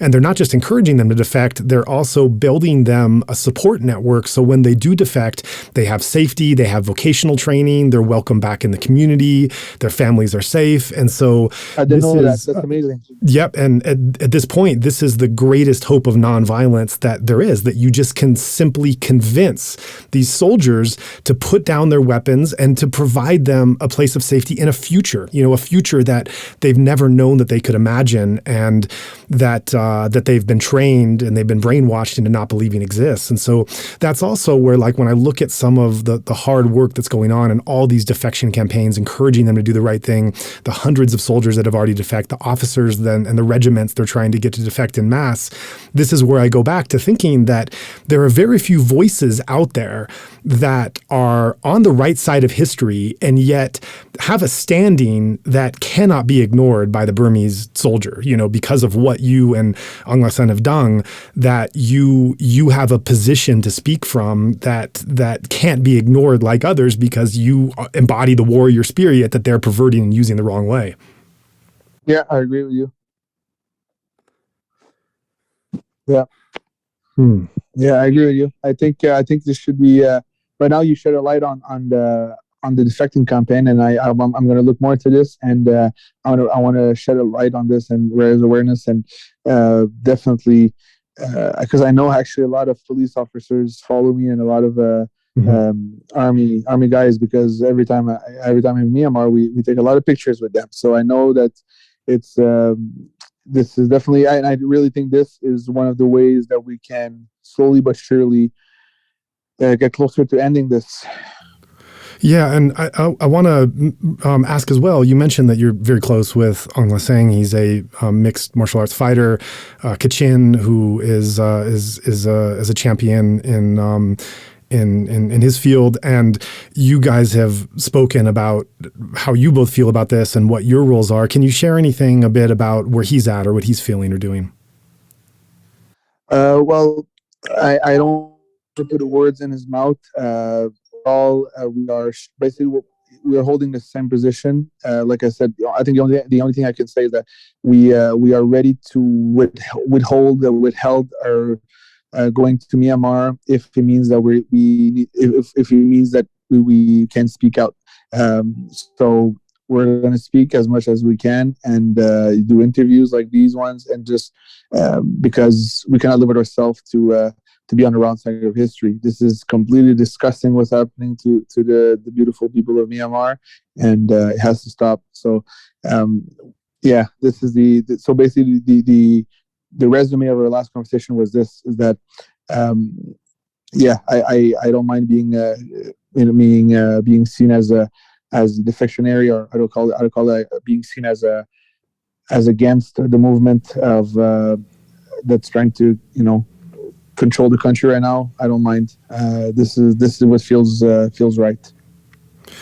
Thank you for that. That's just really wonderful and beautiful to hear. And I just thank you so much for this time you've taken. And before we close, I just want to ask, you are beloved by so many people in Myanmar. You have freedom. Not only do you have freedom, but you also have a platform in terms of what you've done and where you've come.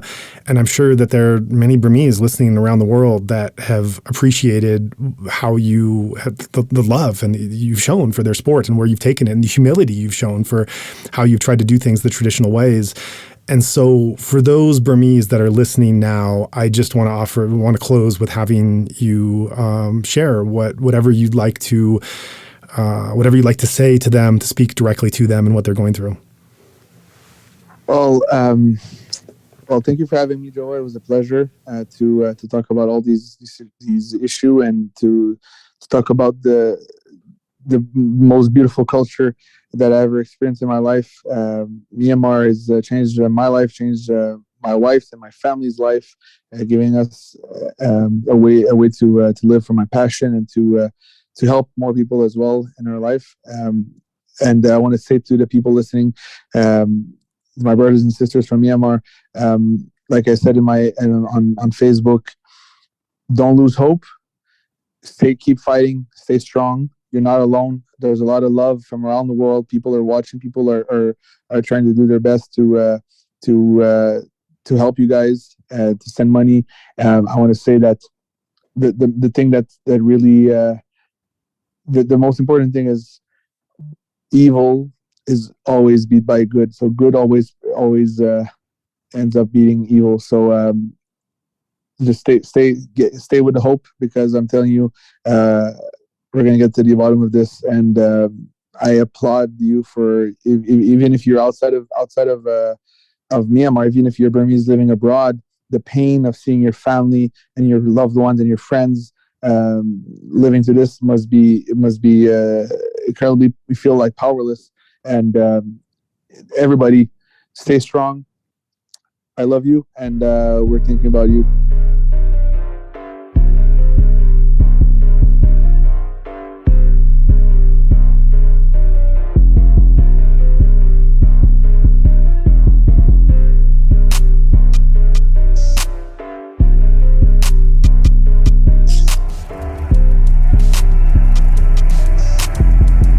One of the most tragic aspects of the current crisis in Myanmar is how isolated Burmese protesters feel, and in fact are.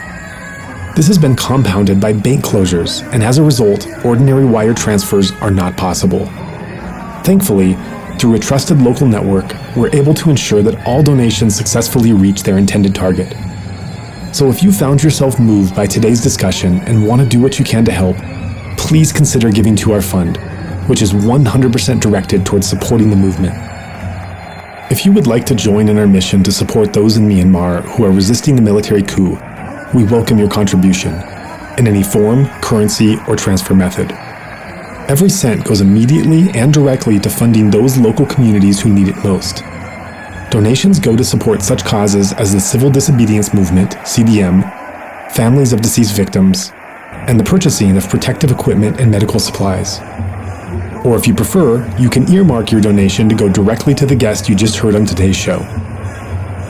In order to facilitate this donation work, we have registered a new nonprofit called Better Burma for this express purpose. Any donation you give on our Insight Myanmar website is now directed to this fund. Alternatively, you can visit our new Better Burma website, which is betterburma.org, and donate directly there. In either case, your donation goes to the same cause, and both websites accept credit cards. You can also give via PayPal by going to paypal.me/betterburma.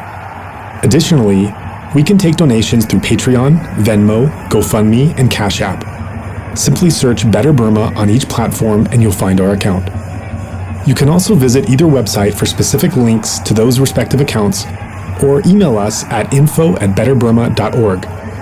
In all cases, that's Better Burma, one word, spelled BETTERBURMA. If you would like to give in another way, please contact us. Thank you so much for your kind consideration.